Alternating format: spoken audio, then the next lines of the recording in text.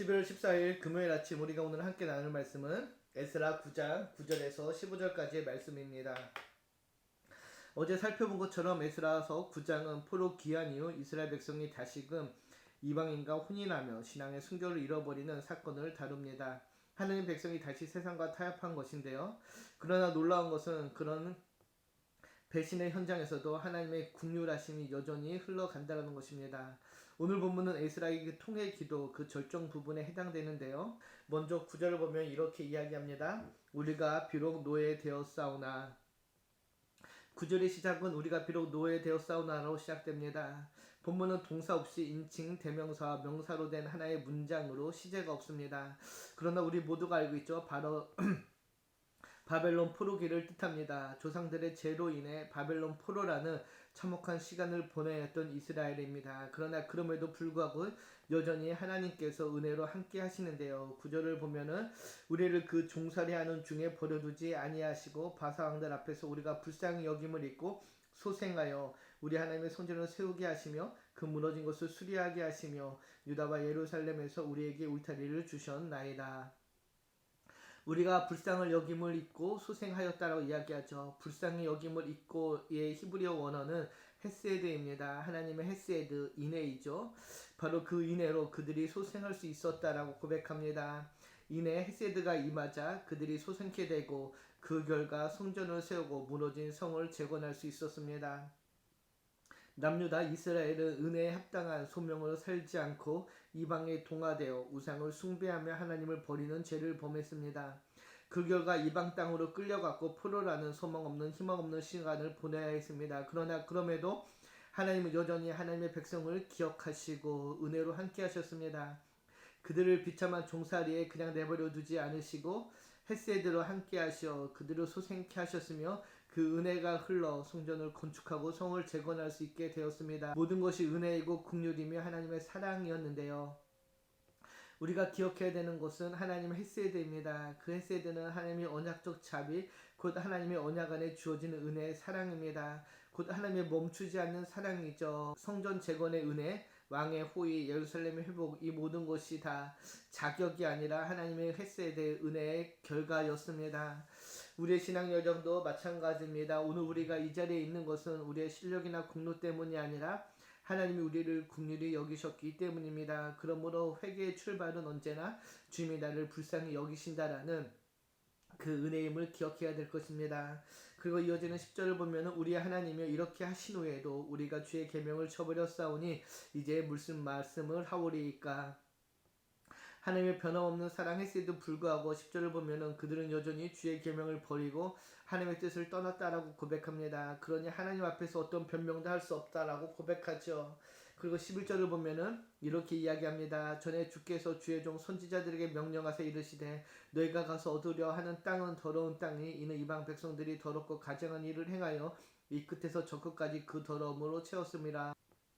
그런즉 너희 여자들을 그들의 아들들에게 주지 말고 그들의 딸들을 너희 아들들 위하여 데려오지 말며 그들 위하여 평화와 행복을 영원히 구하지 말라. 그리하면 너희가 왕성하여 그 땅의 아름다운 것을 먹으며 그 땅을 자손에게 물려주어 영원한 유산으로 물려주게 되리라 하셨나이다. 하나님께서 선지자를 통해 이방 백성의 더럽고 가증한 행위를 본받지 말라고 분명히 말씀하셨습니다. 그러면서 하나님께서는 하나님의 말씀 안에 가나안 족속과의 결혼을 멀리하고 하나님의 거룩하신 것처럼 거룩하게 구별된 백성으로 살아간다라면은 그 땅의 아름다운 것을 먹으며 그 땅을 자손들에게 물려주어 영원한 유산으로 받게 될 것이라 약속해 주셨습니다. 우리가 기억해야 되는 것은 이방 족속과의 혼인을 금했다라는 것입니다. 신명기를 보면은 이렇게 이야기하죠. 또 그들과 혼인하지 말지니 내 딸을 그들의 아들들에게 주지 말 것이요 그들의 딸도 내 며느리를 삼지 말 것은 그가 내 아들을 유혹하여 그가 여호와를 떠나고 다른 신들을 섬기게 함으로 여호와께서 너희에게 진노하사 갑자기 너희를 멸하실 것임이니라. 우리가 기억해야 되는 것은 이방 족속과의 혼인을 금했다는 것입니다. 왜 하나님께서 이방 족속과의 통혼을 금하셨습니까? 그것은 결국 혼인은 필연적으로 다른 신을 섬기는 결과로 이어지기 때문입니다. 이방 민족과의 혼인은 단순한 문화적 문제가 아니라 신앙의 타락의 경로가 된다는 것이죠. 그래서 하나님께서는 이방 민족과의 결혼을 금하셨습니다. 그들이 하나님을 떠나 다른 신을 섬기게 될 것을 경고하신 것이죠. 지금 우리에게 이방과의 혼인은 바로 세상 가치와의 영적 결혼을 의미합니다. 진리보다 편안함을 선택하고 신앙보다 세상의 인정과 성공을 쫓는 모든 타협이 바로 이방 민족과의 결혼, 즉 배신이며 하나님을 떠나는 행위입니다. 그래서 우리가 기억해야 되는 것은 하나님께서 내가 거룩하니 너희도 거룩하라고 하신 말씀입니다. 거룩은 배타적 고립이 아니라 하나님과의 관계를 지키려는 행위이며 사랑의 울타리입니다. 날마다 그래서 우리도 거룩하게 구별된 자로 살아가야 될 줄 믿습니다. 하나님은 이스라엘을 거룩한 씨로 부르셨습니다. 거룩은 분리된다라는 것이죠. 그런데 그들이 세상과 섞여 거룩함의 정체성을 잃어버린 것입니다. 이렇게 거룩함을 잃어버린 결과가 무엇인가 13절을 보면 다음과 같이 알려주죠. 우리의 악한 행실과 그 죄로 말미암아 이 모든 일을 당하여 싸우니 거룩함은 상실한 결과가 무엇인가요? 바로 하나님께서 선물로 주신 땅, 말씀을 지키면 자손들에게 대대로 유산을 주시겠다는 그 땅을 빼앗기게 됩니다. 나라가 없어지며 바벨론 포로라는 비참한 시간을 보내야 했습니다. 그럼에도 불구하고 여전히 그 가운데서도 하나님께서는 은혜로 함께 하셨습니다. 13절을 다시 보면은 우리의 악한 행실과 그 죄로 말미암아 이 모든 일을 당하여 싸우나 우리 하나님이 우리의 죄악보다 형벌을 가볍게 하시고 이만큼 백성을 남겨주셨사오니 하나님께서 은혜로 함께 하셨기에 죄악보다 형벌을 가볍게 하셨기에 지금 남은 자가 되었다라는 것이죠. 그래서 지금 남은 자들이 되어 다시 약속의 땅으로 돌아오고 성전을 건축하고 서금을 재건할 수 있게 된 것입니다. 그런데 14절을 보면은 우리가 어찌 다시 주의 계명을 거역하고 이 가증한 백성들과 통혼하오리까? 그리하면 주께서 어찌 우리를 멸하시고 남아 피할 자가 없도록 진노하시지 아니하시리까? 그럼에도 다시 같은 죄를 반복하고 있음을 발견하게 된 것이죠. 탄식하며 도저히 하나님 앞에 설 수 없음을 고백하는 것입니다. 하나님의 긍휼을 경험한 백성이 또다시 죄로 돌아가는 것은 가장 큰 배신입니다. 에스라는 은혜를 죄의 면으로 사용하는 인간의 완고함을 통탄하며 하나님의 인내가 무한하지 않음을 깨닫고 어떻게 하나님 앞에서 설 수 있으며 주께서 우리를 멸하지 않으시겠습니까? 라고 탄식하고 고백하는 것이죠. 우리는 하나님의 용서를 쉽게 받으면서 또 죄를 지어도 괜찮겠지라는 마음을 품을 때가 있습니다. 긍휼의 변화를 위한 기회이지 죄의 핑계가 아님을 기억해야 될 것입니다. 그래서 마지막 15절을 보면 다음과 같이 고백하죠. 이스라엘 하나님 여호와여 주는 의로우시니 우리가 남아 피한 것이 오늘날과 같사옵거늘 도리어 주께 범죄하였사오니 이로 말미암아 주 앞에 한 사람도 감히 서지 못하겠나이다 하니라.